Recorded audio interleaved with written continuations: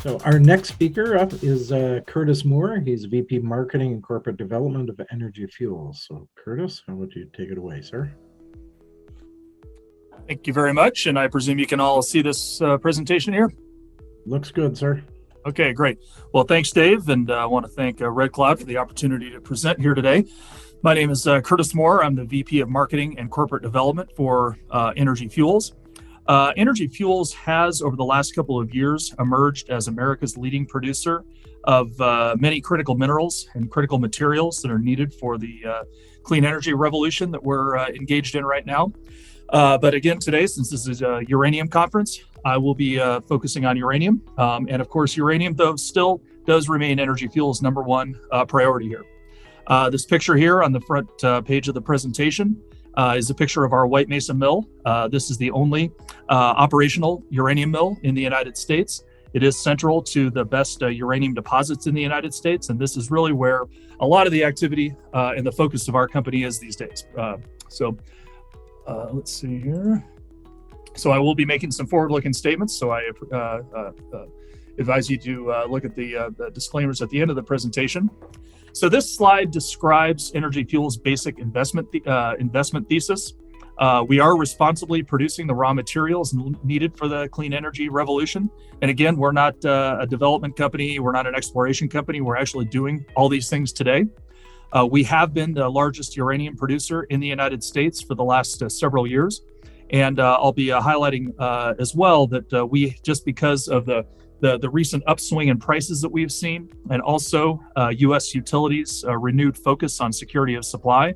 Again, you're probably going to be hearing a lot about this as it relates to Russia's invasion of Ukraine. We have been able to enter into some long-term contracts with U.S. utilities for the supply of uranium out through 2030. And frankly, this is one of the big catalysts that we've really been looking for in this industry, and I'm sure Dave can confirm that, is utilities re-entering the long-term contracting space. And because Energy Fuels is well known as being one of the best and most reliable suppliers of low-cost uranium in the United States, these utilities have begun to come to us. I'll talk a little bit about rare earth elements. It's a particularly exciting story for us. It has a very, very close relationship to uranium. And it's advancing very, very quickly. As I said, we are focused, number one, on uranium, but we can see a place in the next couple of years where rare earths could actually be a kind of a business 1B for Energy Fuels. It's growing very, very quickly, and it's really exciting. And I'll talk a little bit about that. You've heard a little bit about vanadium. A lot of the deposits on the Colorado-Utah border where we operate, similar to Anfield, have vanadium resources in them. Energy Fuels has been a significant producer of vanadium. In fact, we've actually been selling some of our vanadium this year to the tune, I believe, of about $4 or $5 million worth. Medical isotopes, I won't talk too much about that either, but this is just an opportunity for Energy Fuels to fully utilize our process streams for uranium and rare earths and produce yet another critical material that's needed for some emerging cancer treatments. We recycle materials. They're called alternate feed materials, which is probably the lowest cost source of uranium really anywhere in the world. In fact, sometimes the cost is below zero, simply because people need to pay us to take this material, but it is a significant source of uranium production for us. And finally, Energy Fuels has a great balance sheet, financial strength. We also have zero debt. About $106 million of working capital and marketable securities, large finished uranium and vanadium product inventories. And if you apply today's commodity prices to our inventories, that working capital number probably rises by another $15 or $20 million. ESG, of course, is at the foundation of all of our businesses here. Look, uranium is the fuel for carbon-free nuclear energy. Rare earths is needed for electric vehicles, batteries, renewable energy applications. Vanadium flow batteries work very well in conjunction with renewable energy. So we're really proud of the position that Energy Fuels plays in the ESG space.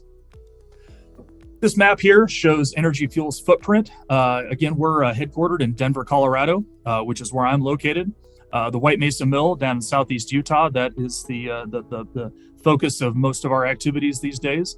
You also see another couple of stars on this map. There's the Nichols Ranch ISR project in northeast Wyoming, and also the Alta Mesa ISR project down in South Texas. These are some other fully licensed, fully constructed sources of uranium production that we can bring online to supply the contracts that we're entering into right now and also future ones. Right here, this slide shows what I would term our nearest term and lowest cost sources of uranium production. Taken together, we believe that we could get to about 1.5 million to 2 million pounds of uranium production annually within a very short period of time, probably 18 to 24 months. The White Mesa Mill, again, is producing right now. It was focused on rare earths until just recently. Now we've switched back over to producing uranium. It's just sort of coming out of the mill with, again, with our foot off the gas. But with these new contracts and with uranium markets improving, we're getting ready to put our foot on the gas and start ramping that up significantly.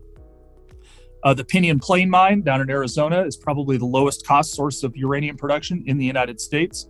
It's a fully licensed and mostly developed, very, very high-grade uranium mine in northern Arizona, currently on standby. It has a shaft sunk down to about 1,500 feet, and it needs a little bit of additional underground development, but it's very close to being ready to go.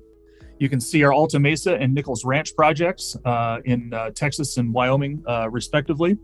Both of those could be brought back into production very quickly just by the installation of a few new well fields. This slide demonstrates really who the real U.S. Uranium producers are in terms of production from assets that they own over the last 15 years. Cameco is number one, but actually Energy Fuels is number two on this list. Between Cameco and Energy Fuels, about 86% of all uranium produced in the United States has come from these two companies. Talk to you a little bit about the new contracts that we've been able to secure. Again, there's been just multiple market tailwinds that's enabled us to enter into these contracts. Intermediaries have been buying physical uranium on the spot market. That has swept up a lot of the uranium on the spot market, which was depressing prices over the last several years. Again, Russia's invasion of Ukraine has sharpened the focus on security of supply. Department of Energy is requesting a lot of money to rebuild the U.S. nuclear fuel infrastructure.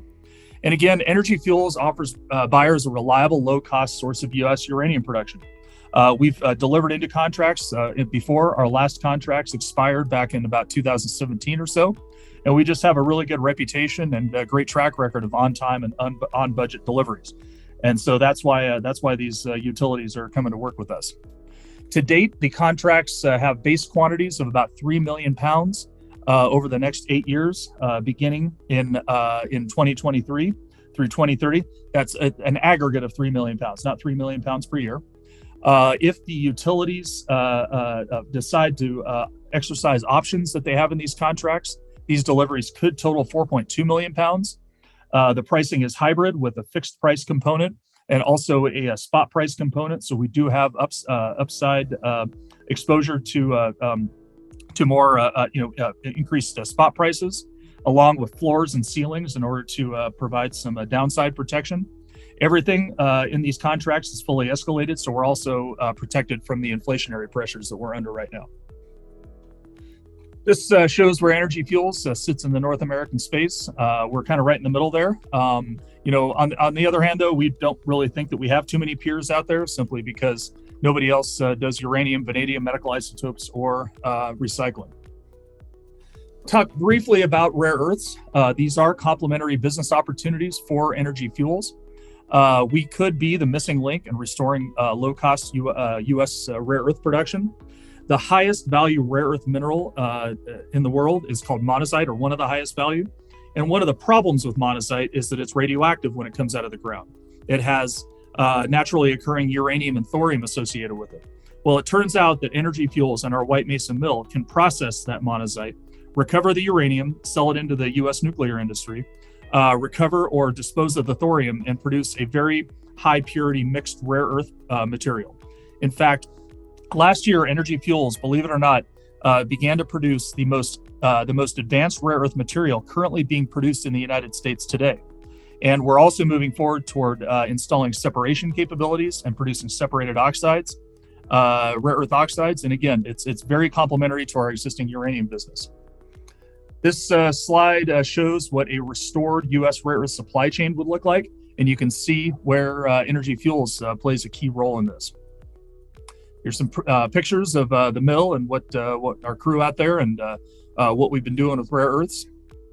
Won't go through this slide, but a lot of companies have made big claims about restoring rare earth production, but we believe that we have what it needs to actually execute this. Shows our market position in the rare earth space. Again, I don't think a lot of people are giving us too much credit for rare earths yet, but we are making enormous strides. I mean, just remember, we went from really knowing nothing about rare earths 3 years ago to actually producing the most advanced rare earth material being supplied in the U.S. today. Vanadium, we produced about 1.9 million pounds of vanadium back in 2018 or 19. We've been selling it into market spikes. Markets are extremely volatile with vanadium. And so this is really the best way to capture improving vanadium markets, is to have a inventory ready to sell when that spike occurs. Medical isotopes, again, this could be a really nice source of revenue for the company. I won't go too much into it, but if anybody is interested in learning more, please talk to Dave or call me up and I'd be happy to explain. Sheet, again, very strong. You can see our inventories there, and you can also see that the value that we carry those inventories on the books compared to where the current price is today. So again, there's probably another $15 or $20 million of value there. So finally, Energy Fuels does offer exposure to several critical minerals needed for the clean energy revolution. Again, uranium is our core business, though rare earths is certainly a big focus for us these days as well. And on that, I'll end it and be happy to answer any questions at the end. So thank you very much. Thank you very much, Curtis.